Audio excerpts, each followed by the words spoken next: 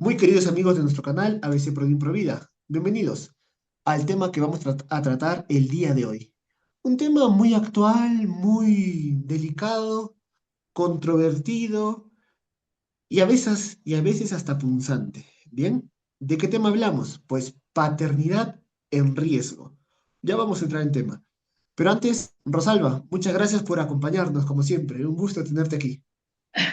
Un gusto para mí, Jordi, y como una conexión así plena con todos los que nos oyen y un llamado también para que nos ayuden con sus comentarios, etcétera, porque nuestra preparación es para ustedes, pero ustedes también contribuyen a que cada día nosotros podamos entender mejor los temas que estamos presentando. Así es, Rosalba, así es. Así que ya saben, queridos amigos, los que deseen pueden participar, dejar sus comentarios, que son todos muy bienvenidos. Rosalba, paternidad en riesgo. ¿Realmente la paternidad está en riesgo? ¿No es una locura hablar de paternidad en riesgo cuando, vamos a decir así, la mayoría de crímenes son hechos contra las mujeres, la mayoría de sufrimiento quizás dentro de la familia lo lleva la maternidad? ¿Por qué rayos hablar de paternidad, Rosalba? Me pongo aquí provocativo, aquí punzante, me pongo aquí. Eh, yo creo que podemos decir que la paternidad supone emprender una aventura que abre a futuros inciertos, mientras en el noviazgo se da un conocimiento y una aceptación con mayor o menor conciencia, ¿verdad? Es allí donde surge una decisión de tanta fuerza que lleva al compromiso del amor que se llama matrimonio, ¿verdad? Y entonces comenzamos a experimentar una situación maravillosa y es el acoger con generosidad y amor el misterio de cada vida de nuestros hijos.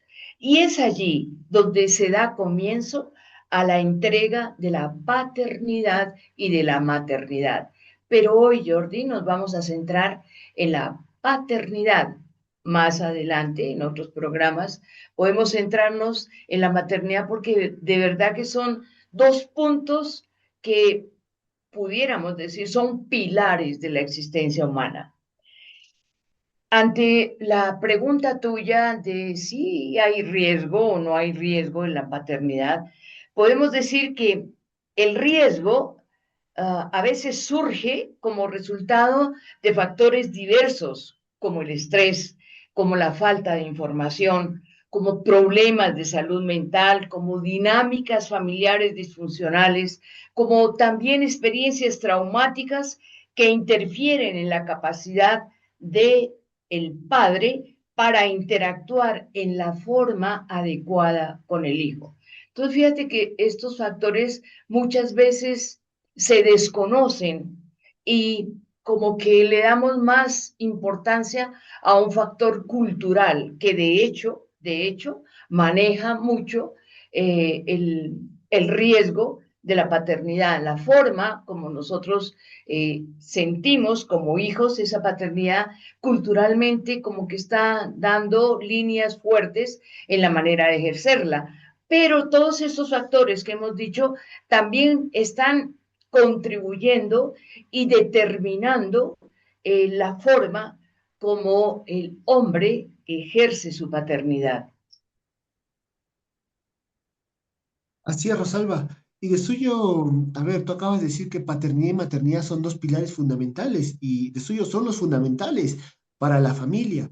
Queridos amigos, no podemos ser padres nosotros sin una mujer que nos haga padres, ¿no? Que nos realice como padres. Y lo mismo en la mujer, no puede ser madre sin un varón que la realice como madre. Nos realizamos el uno a través del otro. La complementariedad, así llamada, ¿no? Parte de la complementariedad.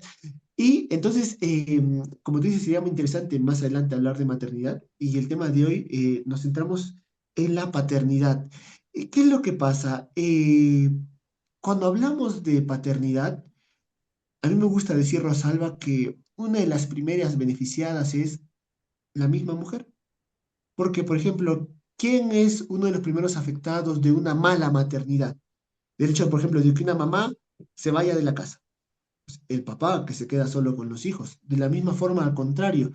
¿Quién es una de las primeras afectadas de una mala paternidad? La esposa. La vivencia de una mala masculinidad, la feminidad, la mujer. Entonces, aquí, queridos amigos, me interesa dejar esto muy en claro. No se trata de rivalizar, no se trata de criticar a uno, victimizar a otro, condenar al otro. No, no, no, no, no. Se trata simplemente de resaltar lo positivo, en este caso, de una figura pilar para el matrimonio, que va a ser la paternidad. Ahora, por ejemplo, algunos síntomas de que la paternidad esté en riesgo, que por mencionar algunos, podríamos ver cómo culturalmente existe un prejuicio respecto de la paternidad. Un prejuicio, ojo, que por un lado tiene un cierto fundamento en la realidad, ¿no? Que los varones han contribuido a a dar facilidad de que se piense así, ¿no? ¿A qué formas de pensar te refieres, George, ¿no? A que el padre de familia parece una figura prescindible, ¿no? Lo importante es que esté la mamá. Si el papá no está, bueno, pensamiento equivocado, ¿no? Que el papá siempre es el que saca los pies del plato, como se dice aquí en Perú, ¿no? Bueno, pensamiento también equivocado. Mayoritariamente sí, pero no únicamente. El papá siempre es el que abandona el hogar. Tendencialmente sí, pero no el único. El papá siempre es el maltratador, el abusador, y así hay muchos, vamos a decir así, muchas ideas que se han generalizado respecto de la paternidad que hacen que tengamos una concepción negativa de la misma. Bien, entonces es importante, queridos amigos, tratar de recuperar la bondad que Dios ha puesto en esta figura de la familia. No sé qué te parece, Rosalba, a ti. A ver, yo pienso que tanto en la paternidad como en la maternidad se suceden cambios, ¿no? Es decir, son dos corazones que expresan amor, pero en la paternidad se expresa de manera diferente a la forma como la mujer expresa el amor. Y esto se da por la misma misión que el Señor ha entregado a papá y a mamá. La mamá engendra al hijo y empieza una comunicación biológica desde el momento en que si se declara su embarazo, el hijo va creciendo en sus entrañas, entonces hay una conexión muy fuerte, pero no quiere decir que el amor de la madre sea más grande que el del padre o que el padre no va a poder expresar su amor. No, son errores que cometemos porque si bien es cierto, el corazón de una madre ama de forma diferente al hijo, el corazón de un padre está siempre pendiente, dedicando tiempo, dedicando tanta sensibilidad que desarrolla el hijo en el corazón del padre, porque esto hay que decirlo. A veces decimos que es que el padre tal cosa, que el padre fue el que hizo, el que no hizo, etcétera, etcétera. Pero esos son líneas de juicios humanos que a veces el corazón de la mujer expresa y va entregando al hijo y el corazón de los hijos va sintiendo por el padre. Pero la verdad es que tanto el corazón de la madre como el corazón del padre se orientan hacia la entrega del amor, de forma diferente, claro está.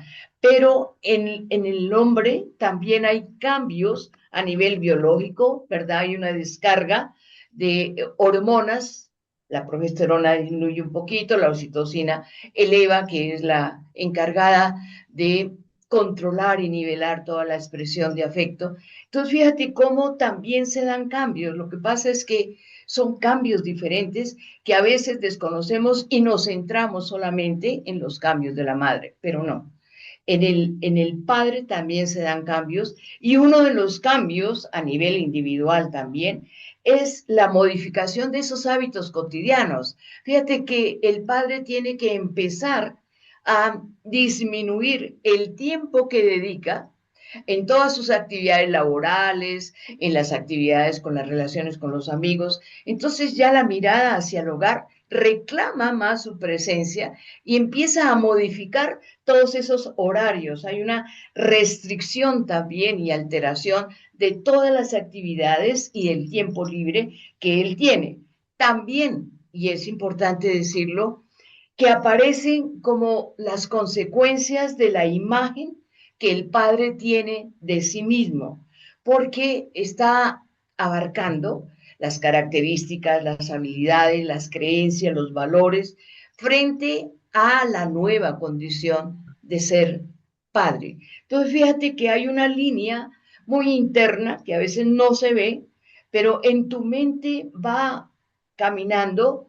A ver, ¿cómo es que tengo yo que ser padre? Sí voy a ser capaz, ay, pero yo no tengo esas habilidades, ay, pero ¿cómo hago? Etcétera, etcétera. Son interrogantes que surgen en la mentalidad de quienes van a ser padres. Y esto no lo podemos olvidar porque en un momento dado, Jordi, tú empiezas a ser padre y sacas a la luz ese modelo de hogar que tuviste en tu niñez. Entonces, Así es. ahí viene a salir toda esa situación que, bien o mal, está definiendo el actuar de los hombres como padres. Así es. Y de suyo, es uno de los motivos por los que muchos autores dicen que el hombre de hoy no sabe ser padre, el varón de hoy no sabe ser padre. ¿Por qué? Porque entre los conceptos que hay de paternidad, si nos preguntásemos qué es la paternidad, ¿no? Hay uno que a mí me gusta bastante y nos dice lo siguiente: es la realización específica de la masculinidad gracias a la complementariedad con la mujer. Fíjense, realización específica de la masculinidad. ¿Qué significa esto? Que si hay una masculinidad dañada, eso se va a notar en la paternidad.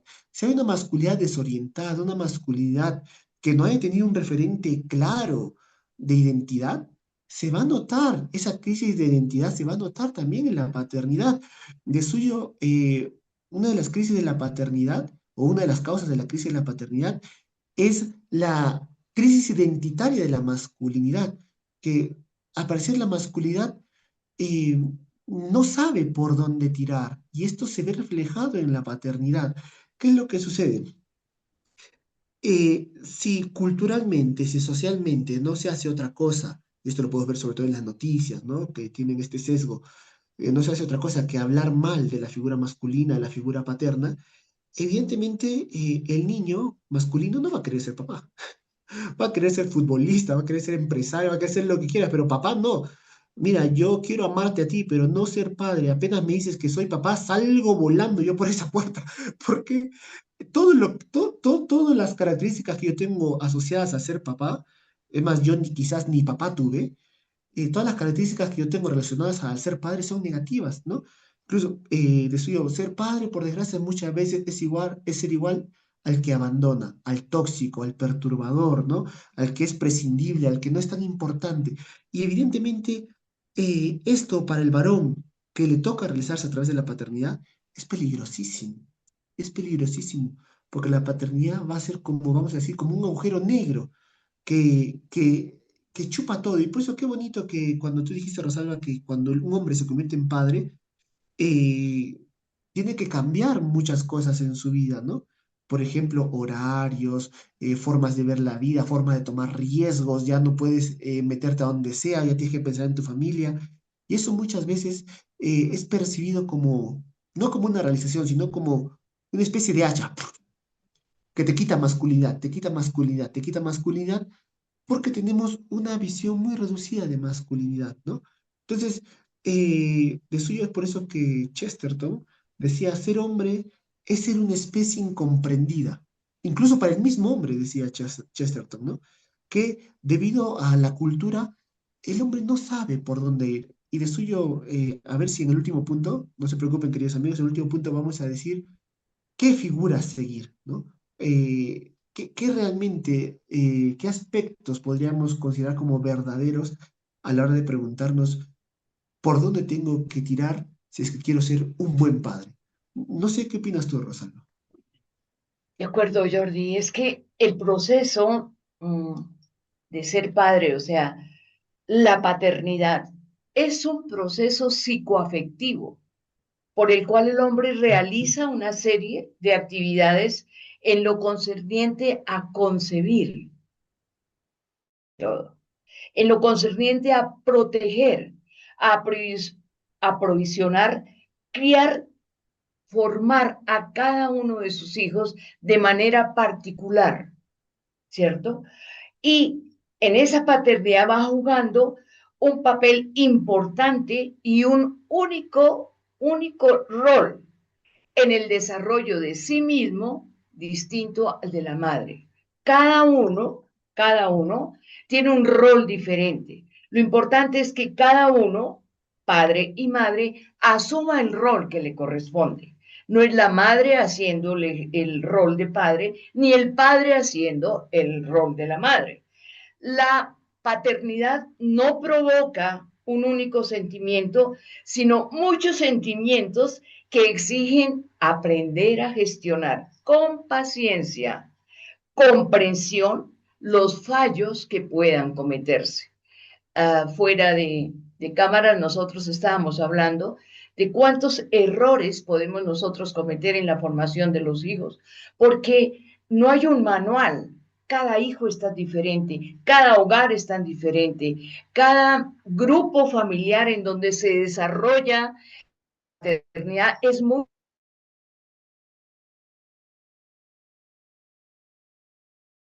nos hace que en el momento en que vamos a asumir una paternidad, tengamos en cuenta todas esas situaciones, ¿verdad? Porque la paternidad no solo implica asumir nuevas responsabilidades, sino que transforma la percepción que el hombre tiene de sí mismo. Todos hemos escuchado expresiones como desde que llegó mi hijo, mi vida ha cambiado. Y eso habla justamente de que cuando nace el hijo, la vida del padre cambia, tiene que ajustarse a ese nuevo rol paterno y, y afianzarse en prioridades, intereses y dinámicas sociales que conjugan con la formación, la educación y la responsabilidad que se tiene frente a los hijos. No es aparecer de noche cansado, extenuado, diciendo que vengo del trabajo y es que como yo sí trabajo, pero la mamá queda en el hogar atendiendo a sus hijos, que es una labor tan hermosa, tan linda, pero tan poco considerada, porque nos parece que el que trabaja es el padre, ¿no? Pero la madre no, porque la madre se quedó en casa. Y fíjate que ese trabajo que hace la madre, conjugado con el trabajo del padre, va en línea directa con la formación y educación de los hijos, porque es que tengamos presente algo, la paternidad del hombre como que da punto final a la juventud y empieza a actuar con madurez como ser humano. Y de suyo, es tan importante, queridos amigos, la paternidad, que se ha demostrado que cuando el padre no es presente, muy difícilmente el niño logra ser educado plenamente, de forma correcta. Algunos datos, por ejemplo, el 2011 en Tottenham, ¿bien? Este fenómeno que pasó, miles de personas en las calles a hacer destrozos, ¿bien? Hubo 1000 procesados, se les hizo investigaciones, Uh ¿bien? -huh. Y se demostró que la mayoría había carecido de padre biológico, no había figura de papá en casa, ¿bien? Un estudio parecido se hizo entre los varones sicarios en Colombia y el resultado es el mismo, ausencia paterna. Bien, y es un patrón que se repite, independientemente, fíjense, de la cultura, porque hay muchos matices que considerar, bien, pero ausencia de padre muchas veces se traduce en una persona que es incapaz de incorporarse correctamente en la sociedad, de interiorizar las normas, de respetar toda una jerarquía y una autoridad, bien. Entonces, en los minutos que nos quedan, Rosalba, porque solamente nos quedan 10 minutos, a mí me interesaría que respondamos a la pregunta: ¿qué es ser un padre, ¿no? ¿Qué es ser un padre? Y a mí me interesaría empezar diciendo que un padre no es, evidentemente, solamente el que engendra, ¿bien? Un padre engendra, sí, pero es mucho más. Y aquí hacemos una distinción. Una cosa es ser papá, que es el que puede engendrar, y otra cosa es ser padre, es el que es referente de masculinidad para el hijo. Ojo, referente de masculinidad no perfecta, ¿eh? Porque todos los varones y después todos los que seamos papás tenemos nuestras heridas, pero estamos presentes para nuestros hijos. Aunque a veces nos toque ir lejos, aunque lejos estamos cercanos de nuestros hijos. Es una cosa importante. Entonces, ser padre no es ser papá y no es solamente engendrar, esto es importante. Evidentemente, ser padre no es ser un cajero automático, no es ser un proveedor. Decías hace poco, ¿no? Ah, no, yo llego a la casa de haber trabajado, mira, no me fastidien más las narices, que yo suficiente con esto. No, ser referente de masculinidad significa tirarse al piso a jugar con el niño también. Significa muchas veces cambiarle el pañal al niño. Si no, ¿cómo voy a ser un referente cercano, imitable? Con el cual mi hijo pueda tener un vínculo. Bien, entonces no somos una imagen distante, bien, lejos, que solamente pasa dinero, te protege en casos de peligro. No, no, no, no, no. De suyo, a mí me gusta la idea de decir que la mayor forma de proteger a nuestros hijos es que nos perciban siempre cercanos, ¿no? Que nos lleven dentro. No solamente cuando has hecho un peligro físico, decir papá, no, sino que nos lleven dentro, como una, vamos a decir así, como una compañía permanente. Bien, esto me interesa que nos quede claro, queridos amigos, de aquello que no es padre. Bien, ser padre es mucho más. Y ahora se lo vamos a decir, pero antes no sé si tú quieres añadir algo, Rosalba. Sí, Jordi, es que esa pregunta es hermosa. ¿Qué es ser padre, no? Ser padre es mucho más que tener un hijo. Es reencontrarse con el niño que fuiste y revivir esa inocencia pura del ser humano. Es apreciar lo que tus padres han hecho por ti. Es aprender a que toda evolución y formación que vale la pena se hace lenta y continuamente. Por eso la importancia del tiempo que el padre dedica al hijo. Ser padre es comprender que el amor es mucho más de lo que se puede expresar con palabras.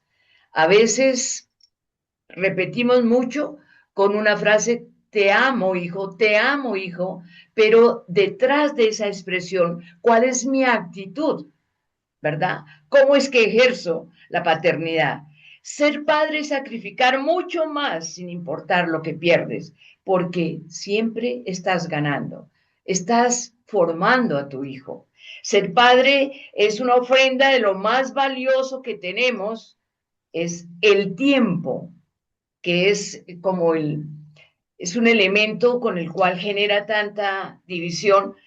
Ah, es que no le dedicas tiempo al hijo, es que tal cosa, es que no puedo, es que, en fin.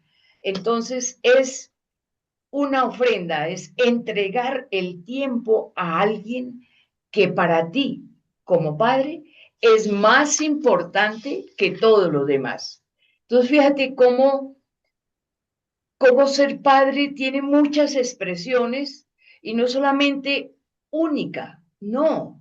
Y la expresión de esa paternidad en cada uno es diferente, cada cual es padre dentro de su familia, ¿verdad? Ejerce una paternidad diferente. Por eso nosotros, ninguno, podemos ser modelos de los otros. Es decir, compartir una experiencia me parece muy bien, pero no puedo yo seguir la forma como tú educas a tus hijos, lo mismo que debo hacer yo como para formar a mis hijos. No, son dos hogares diferentes que lo que sí debe mover una educación es nunca perder de vista la trascendencia que nos une como seres humanos. Eso es bien importante. Toda la dedicación paterna del padre debe conducir a hablar de la trascendencia del hijo. Y la trascendencia del hijo habla de la trascendencia del padre. Y ahí vienen los valores, ¿verdad? Que están determinando esa formación. ¿Y qué pasa hoy en día con estas distorsiones de la paternidad? Nos olvidamos, Jordi, de que hay un padre, ¿verdad? Que nos entrega al hijo y que nos acompaña en la responsabilidad de caminar con ellos. Pero nos olvidamos de eso y a veces tomamos al hijo como si fuera un objeto propio, ¿verdad? y no recurrimos a ese orden natural establecido por el Creador y mirar el modelo de padre que tenemos. ¿Cuántas veces hemos fallado, hemos cometido errores, pero Papá Dios siempre está con nosotros y siempre abre sus brazos, nos aconseja, nos habla, nos forma, nunca nos deja de amar? Así es, Rosalba. Y de suyo, me interesa, queridos amigos, también añadir que hay una corriente socialmente muy difundida, muy fuerte, que viene desde el feminismo. Y tenemos que decir respecto de esta corriente que ser padre no es ser una segunda madre. Es decir, que uno no es un buen papá en la medida en que imita características propias femeninas o de la maternidad. ¿Bien? Es decir, un papá no es papá en la medida en que acaricia como la mamá, y si corrige y corrige con mucha firmeza, entonces ya no, porque está provocándole un daño psicológico al niño. No, ¿ok? La madre tiene su manera específica de ser y el padre tiene su manera específica de ser. Ambas muy diferentes y bendito sea Dios que son diferentes, porque si fueran iguales, pues no nos aportaríamos nada. En esta diferencia es donde nos aportamos. Y justamente en esta diferencia tenemos que decir que el padre se constituye como un liberador de la madre y al mismo tiempo del hijo. ¿Cómo se entiende esto? Se entiende desde el punto de vista que la madre tiene esta inclinación, esta tendencia a darlo todo por el hijo, ¿no? No quiere que su hijo sufra nada. Si ella pudiera hacer todo por el hijo, lo haría, ¿no? Es como que esta tendencia que puede llegar a desordenarse y que de suyo muchas veces se desordena allí donde la madre sobreprotege mucho al hijo y no dejándole hacer nada al hijo. Y esto hace que el niño se convierta en un déspota respecto de la madre e incluso llega a exigirle a la madre como si de su trabajadora se tratara. Mamá, ¿no has hecho la comida? ¿Qué estás haciendo, mamá? Uno escucha a veces niños que le hablan hacia su madre y uno dice, aquí hay algo que no está yendo bien, ¿no? Es allí donde entra la figura paterna. Es ahí donde la figura paterna libera a la madre del hijo y al hijo de la madre. ¿En qué sentido? Porque esto puede sonar feo. En el sentido de que le da su espacio al hijo para que pueda adquirir su independencia. Es decir, hijo, tu cama la haces tú. Así de sencillo. Aunque la mamá quiera hacer la cama, aunque tu corazón mío quiera hacer la cama de nuestros hijos, tú no haces la cama. Aunque tú quieras recoger la ropa, tú no recoges la ropa del niño, porque tú su trabajadora no eres y el niño tiene que aprender a ser independiente. De esta manera, aunque a la madre le cuesta, pero cuando acepta el hecho de que el padre intervenga dentro de esta relación que inicialmente parece ser solamente de dos, ¿no? Como que madre-hijo, porque es un vínculo muy fuerte, esto hay que reconocerlo, pero cuando la madre acepta que entre la intervención paterna, entonces la madre se siente más liberada, no solamente en cuanto a sensación, sino que incluso en su vida cotidiana tiene más tiempo para hacer cosas, porque ya no está detrás del hijo haciéndole todo. ¿Me explico?